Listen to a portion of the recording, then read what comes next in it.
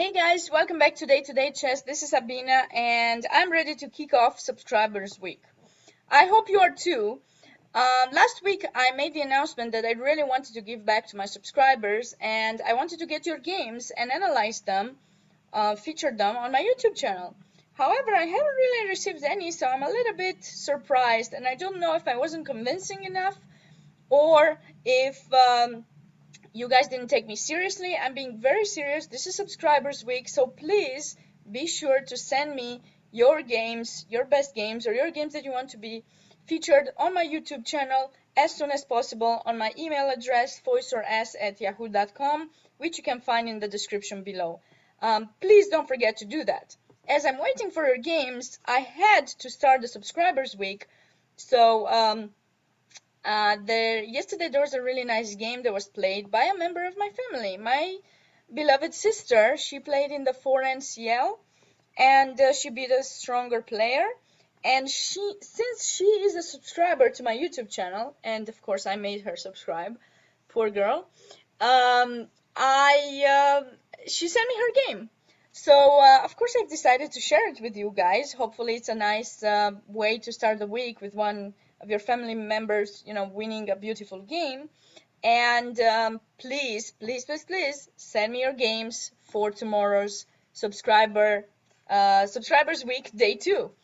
Okay, so for today, this is the game that I will be showing, the game between my sister, Mihaela-Veronica, against FIDE Master Brisby Daniel in the 4 NCL, which was played yesterday.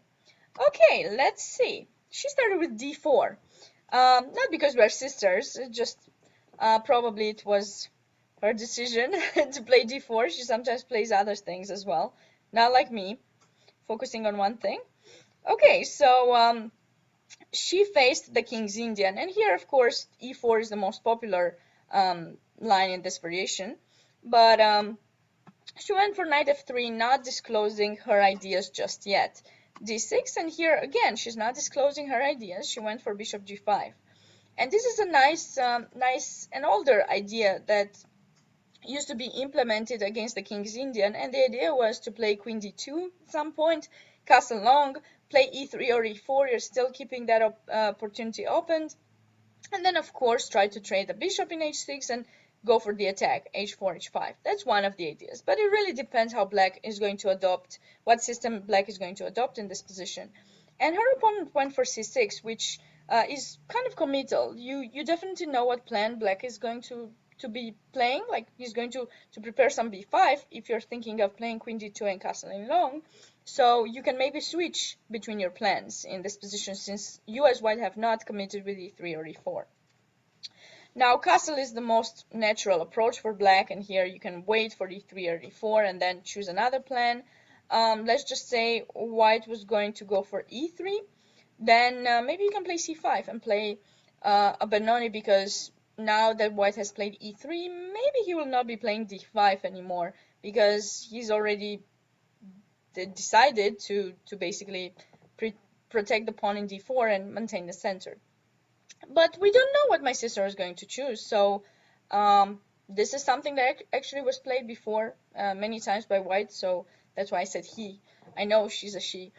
Anyways, so let's go back to the game. c6, and here she played e3. Okay, she committed. Her plan is probably queen d2, bishop d3. I'm not hurrying to show you which castle I'll be making, just strengthening my center, and see how you are going to play here. And again, I think castle was a nice solution for black, but her opponent played queen a5. Okay, bishop d3, finishing up the development. Actually here, queen d2 is another possibility, and the idea is, of course, we're developing a piece. Also, we're getting out of this pin, but in the same time we're defending the knight in c3. So the idea is, if black would develop this bishop, we actually can play b4, because the bishop left from the protection of the b7 pawn. So now if you take, I will be playing rook b1, and when you go back I can take in b7, or if I want I can take in f6 first and then in b7. What would be the idea of taking here? Well, my arrows already are pointing out you don't really want that knight to get back to f6 too fast, so That's why you would be taking. The idea of putting the bishop in g5 is not for taking in f6, just be aware.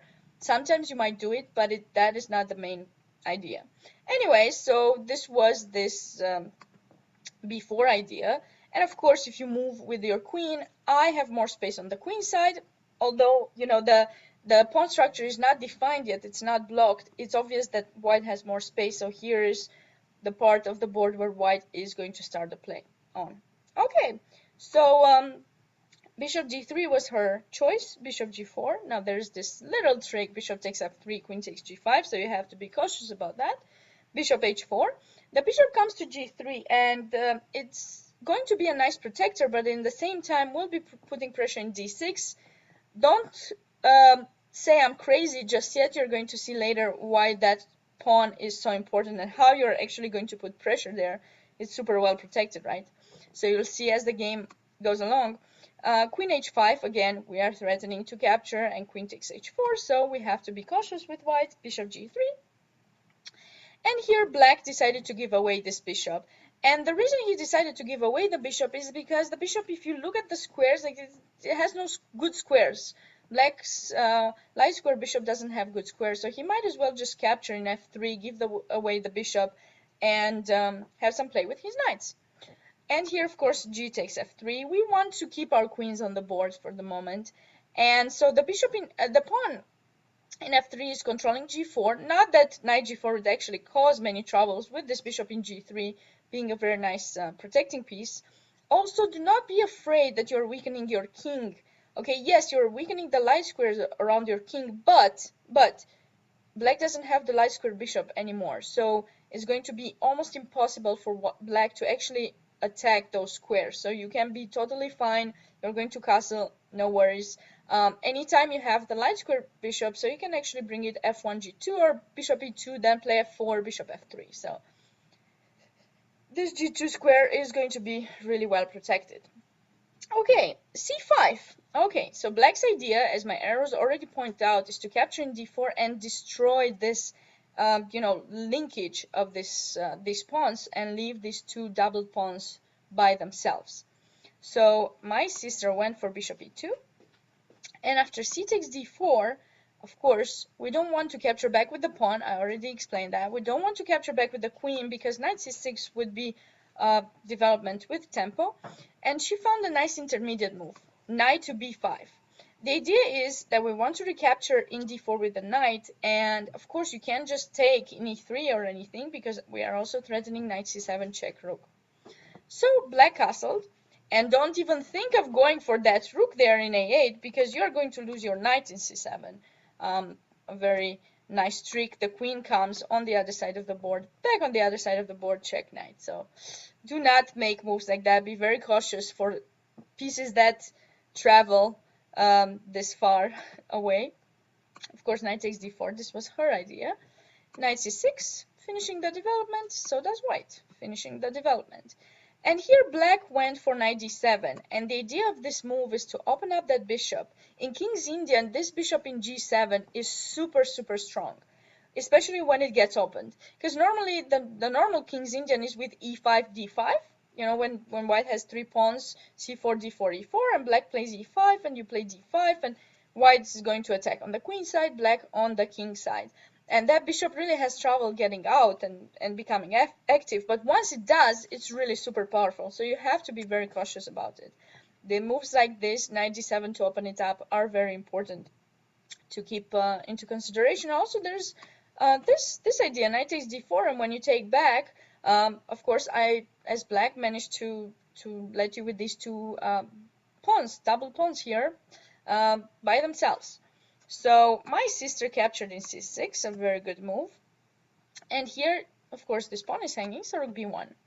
The idea is we want to play some b4, c5, and open up this bishop. So you see, I was not crazy when I said this bishop in g3 was going to be very powerful. Now, black made a slight mistake. I think it's a slight mistake. It could be considered even bigger one, but queen a5. Bringing the queen back on the queen side is actually a good idea, but right now white is going to prepare b4. with your queen in a5, you're actually not stopping that b4. I will still be able to play b4 even if I give away the a2 pawn, because then maybe I can play c5 and open up my bishop. So in this position, that is not the idea. a5 had to be, oops, not a6. a5 had to be played here. And the idea is, of course, to stop b4, because although if you look here from the a file to the c file, white has a majority, 3 versus 2. Okay, so he's going to be able to push b4, a4, b5, create a passed pawn. So with a5, you're stopping that in a way, because a3 right now is not possible, because white's pawn structure is going to be blocked, and anytime you will be pushing this pawn to create a passed pawn, I will take en passant, you will take back with whichever piece you want. It doesn't really matter, but the idea is you won't be able to sustain your pawn to get pushed because of this super strong bishop on the diagonal, not allowing you to put a piece behind the pawn and start pushing it. So this pawn is a passed pawn, but also will be a weak pawn. So that's something you don't want to do. So white will probably have to play b3, and then queen d3 or queen d2 or queen c2 and rook d1, and slowly try some a3 b4, but it's going to take some time. This is definitely what black had to do. Instead, queen a5 was played, a3. Now we can play a3. There won't be any pawn to block our structure. Rook b8.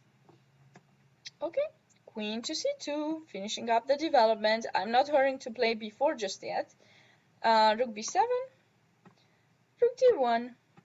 Now I'm preparing before c5. My rook is nicely placed. There will be a pin there. There will be another potential pin there where you will double to attack the pawn in b2. And so in this position, black probably had to play c5, to keep the position closed, not to allow this c5, and white is going to struggle to play b4. Okay, but black made, a move that seems natural, but in fact is a little bit dubious. Rook b8, because it allows b4. Queen takes a3. c5. I give away a pawn. I'm giving another one. Go ahead and take it. And that's what black did. I mean, what to do? I'm threatening d6. You have no way to protect that. And you have to be cautious with your queen as well. Rook takes b4. Okay. Rook takes. Queen takes. Pawn takes. d6. Now c6 is a weakness. My rook is going to be opened. My bishop is going to be opened. I'm threatening to take in e7. What do? You have to capture back. Rook takes d6. Another very good move.